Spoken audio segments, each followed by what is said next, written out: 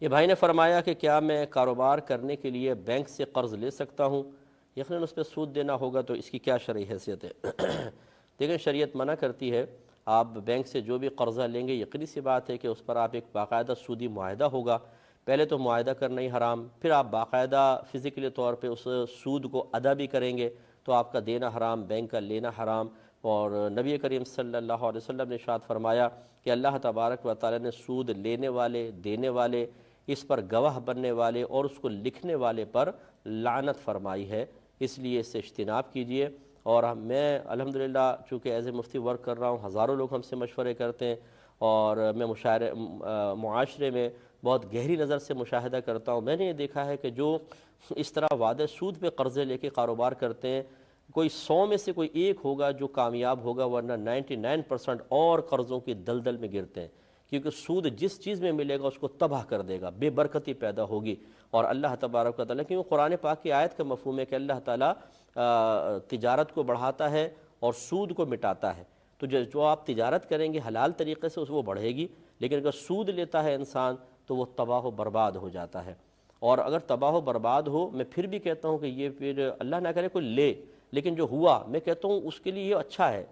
وہ کیوں اچھا ہے؟ اس لیے کہ اس کو توبہ کی توفیق ملے گی، وہ کہے گا دیکھو میں نے سود لیا نا، سارا وبال اس کا ہے، تو وہ توبہ کر لے گا۔ اور اگر کوئی بظاہر اس میں کامیابی حاصل کرتا ہے، یہ اللہ کا قہر ہے، اس لیے کہ وہ کہے گا کہ یار یہ مولوی لوگ ایسی کہتے رہتے ہیں کہ سود کمانے سے آدمی تباہ ہو جاتا ہے، میں تو دیکھو ایک بلڈنگ تھی 4 بلڈنگ ہو گئی، پہلے ایک دکان تھی 4 دکان، پہلے ایک بنگلہ تھا اب 4 بنگلے، ایسے بولتے ہیں۔ تو یہ گناہوں پر دلیر رہے گا، یہ سود کی دلدل میں مزید پھنستا چلا جائے گا، اور پھر اچانک دروازہ زندگی پر ملک الموت علیہ السلام دستک دے کے فرمائیں گے کہ سیٹھ جی کو فکر تھی، وہ فرمائیں گے نہیں، میں کہہ رہا ہوں کہ سیٹھ جی کو فکر تھی، ایک ایک کے 10 کیجئے، موت آ پہنچی کہ صاحب جان واپس کیجئے۔ تو ایسا شخص جو گناہوں کے باوجود اللہ تعالیٰ کی نعمتوں کی کثرت پا رہا ہو، وہ یہ نہ سمجھے کہ یہ اللہ کا انعام ہے، بلکہ یہ اللہ کے قہر کی علامت کہی گئی ہے، قرآن میں بھی حدیث میں بھی۔ تو اس لیے گزارش یہی ہے، میں آپ کو مشورہ دیتا ہوں، تھوڑا کھا لیں،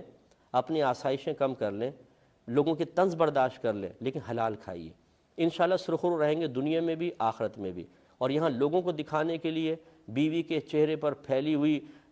مصنوعی مسکراہٹیں دیکھنے کے لیے، بچوں کو خالی اپنے ذات سے راضی رکھنے اور ان کو خوش کرنے کے لیے اگر آپ نے حرام کمایا، نہ بچے خوش رہیں گے، نہ بیوی خوش رہے گی، نہ آپ رہیں گے، اور آپ جب مریں گے تو یہ اولاد جن کے پیٹ میں آپ نے حرام اتارا شاید آپ کے لیے دعا بھی نہیں کریں گے، کیونکہ وہ نافرمان اولاد بنتی ہے، پھر اکثر ایسا ہی ہوتا ہے۔ اس لیے اجتناب کریں، مضبوط رہیں، بس ٹھیک ہے اللہ نے میں حلال کماؤں گا چاہے مجھے تھوڑا ہی کیوں نہ ملے۔ اور یاد رکھیں حلال جو ہے وہ قلیل ہی ملتا ہے، ہاں اللہ تعالیٰ جس کے لیے وسعت پیدا فرما دے، جیسے بعض صحابہ کرام کثیر مال والے تھے اور ہم تصور بھی نہیں